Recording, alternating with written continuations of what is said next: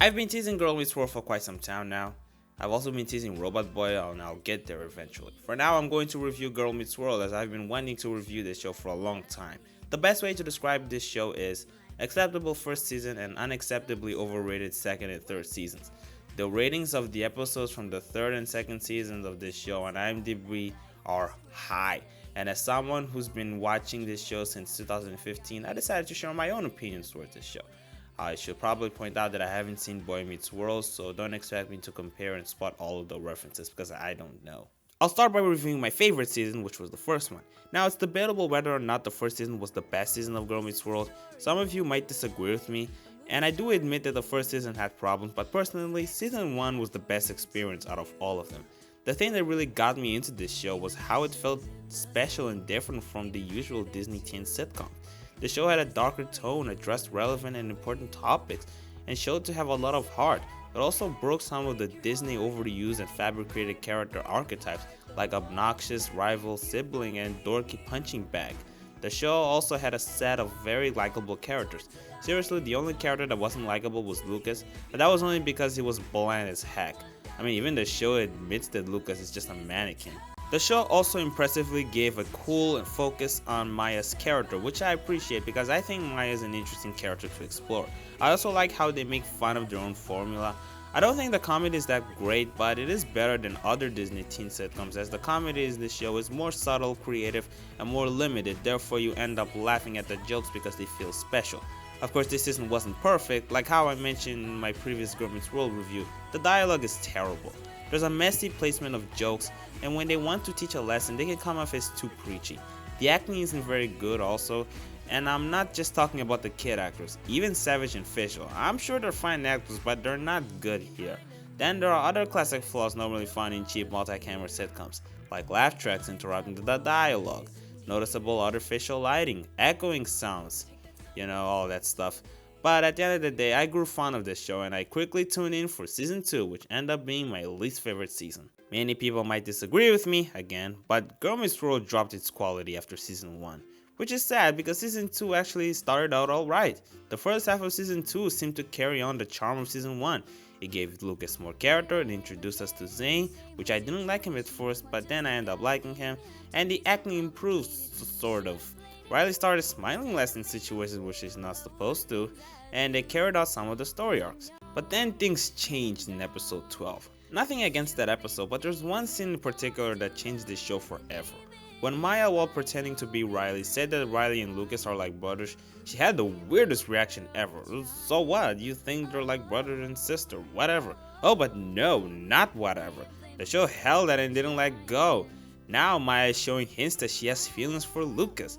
Why and how? Because she thinks Riley and Lucas are like brother and sister? You know what, before I further this topic, let me just talk about Girl Meets Riley Town. For some reason, IMDb eats this episode up and I honestly don't get it. So I'm the only one who noticed this episode is basically Girl Meets Flaws. Like, replace Riley with Farkle and they're the exact same episode. And frankly, I think Girl Meets Flaws was better executed. Sure, the performance in Girl Meets Riley Town was better, but I think Farkle was a more fitting role for the story. Not that I don't picture a person like Riley being bullied, I just personally think Farkle is a more appropriate victim of bullying. Farkle had a better reason for resenting Lucas in comparison to Riley's reason for resenting Maya, and I like Girl Meets Riley Town, we actually got to see and understand the bully. I mean, come on, all it takes to rate an episode 9 out of 10 is to watch a girl cry, but I'm not done with this episode. Now, while I was watching the second half of season 2, I began to realize something. I somehow felt that I wasn't getting enough of the main characters. I wasn't quite sure why, but eventually I found out why. The truth is that Girl Meets World mostly doesn't write episodes for the sake of the characters, they write episodes for the sake of teaching a lesson. And they just use the characters to transmit those lessons. Now, that's not necessarily a bad thing, heck, the show has always been like this, even in season 1, and that didn't really bother me, but it started to bother me in season 2. I think the reason for that is because in the first season, the characters were still new to us, and it's nice to be introduced to them by having them learning important lessons from life. There's also the fact that because they're still being introduced, it's going to take a while for those lessons they learn to noticeably impact their lives. But after a while, you start demanding more character-driven episodes, and not to say there aren't any character-driven episodes in season 2, because there are. It's just that in between these character-driven episodes are life-lecturing episodes that pretend to have character development in order to teach a lesson, but there are no actual character progression. I think another reason for why it wasn't a problem before season 2 is because the show still had episodes where the writers clearly just wanted to have fun with the characters, like Girl Meets 9061, Girl Meets Brother, Girl Meets Master Knight. Unfortunately, I was seeing less of that in season 2. Look at Girl Meets Riley Town. Everything Riley learned in this episode, she had already technically learned in Girl Meets Flaws in episode 12 of season 2. That's because the episode wasn't about developing Riley's character, it was about teaching a lesson about being bullied. Again, just so we're clear, I don't hate this episode, I just think it's overrated. Who knows, maybe if I hadn't watched Girl Meets Flaws, I would be feeling how everyone else is feeling towards this episode. But now let's bring up the episodes that brought this show down into the sewers, Girl Meets Texas. Remember how I said Maya was showing hints of having feelings for Lucas? Well, wonder no more, it is revealed that Maya actually likes him, which makes no sense in my eyes. Maya knows Lucas for 2 years and watched Riley fall for him for 2 years. If she had feelings for him, she would have shown some sort of response towards all of that. Maya only started showing signs of having feelings for Lucas after she realized Lucas and Riley are like brother and sister, which is not a selling reason for me. I know what you're probably thinking. I am aware that they explained in season 3 what exactly was going on inside Maya's head, but by the time I was watching Girl Meets Texas, no clear, logical, or reasonable explanation was given for what suddenly ticked Maya. But for me, the biggest insult of this episode was Lucas' response. Now, Lucas likes Riley, we all know that. However, a love triangle needs to happen somehow, so we're going to have Lucas being as vague as possible towards his real feelings, so that people can suspect that he might end up with either Riley or Maya. It becomes a 50-50 chance. No, there is no 50-50 chance. Lucas doesn't have and never had feelings for Maya. The show had them sort of dating, implying there's something, but if we think this through, did we actually get to listen to Lucas' true feelings towards all of this? No, and that's because Lucas just likes Riley. I know that, the writers know that, we all know that. The writers know that this so-called date he had with Maya was emotionally meaningless to Lucas. Lucas' only real struggle is maintaining a healthy relationship with Maya, because they're friends. They've always been friends, never more than that, and the explanation they're given for why they have feelings for each other are not convincing. Even if the writers did want Lucas to have feelings for Maya, they did not do a good job writing someone who has feelings for her. Nevertheless, I didn't think that episode was that bad. They did develop Lucas and Zane's character more, and they did have some sort of tension, even if it made no sense. After that episode, we got Girl Meets Forgiveness. Now, despite me liking and respecting that episode, there's one major problem. Throughout the entire episode, everyone was behaving like everything that happened in Girl Meets Texas was nothing. No consequence, no references to those events, no nothing. It's like Girl Meets Texas didn't even happen. But again, it's impossible for me to hate this episode. They did handle Maya's plot with her father really well, and the B-plot with Riley and Augie was also nice. But then we got Girl Meets Believe, and yeah, it's a little hard to forgive this episode.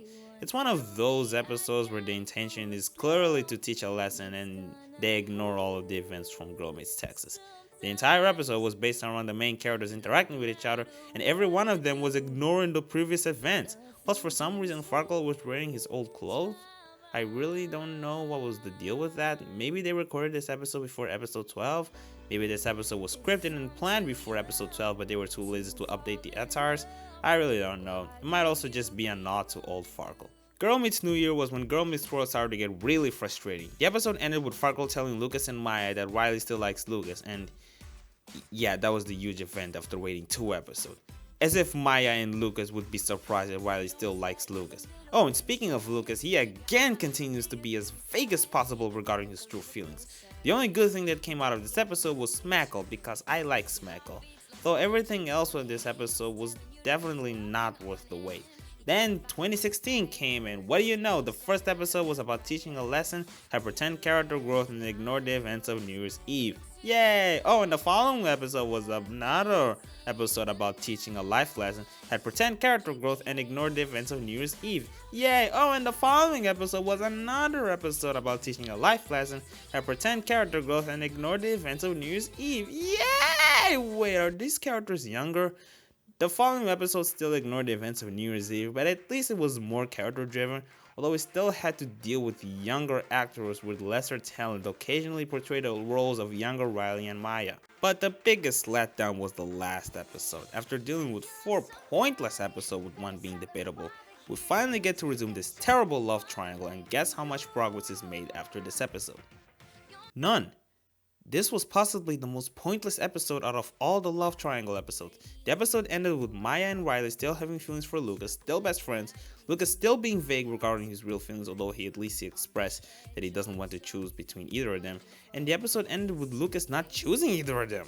Well, that was worth all the wait. However, I don't think this episode was bad. It did respectfully say goodbye to middle school, and what the kids and their parents did for Corey was really cool of them. That's the thing about Girl Meets World. I can get mad at some of the episodes, but I wouldn't quite say they're awful. However, so far this show has handled the love triangle poorly. In fact, this show perfectly explained why I hate love triangles and romantic plots in general. Because you don't really need to put any effort to offer a well-written romantic plot. Everyone easily finds romance in movies and shows relatable and sensible. That even if you write the laziest and most nonsensical love plot, people will come back and find a way to project and attach themselves into the drama no matter what. Because who doesn't want to know what happens to that one couple or soon to be couple or makes no sense to be couple. Thus ends the amazing season 2.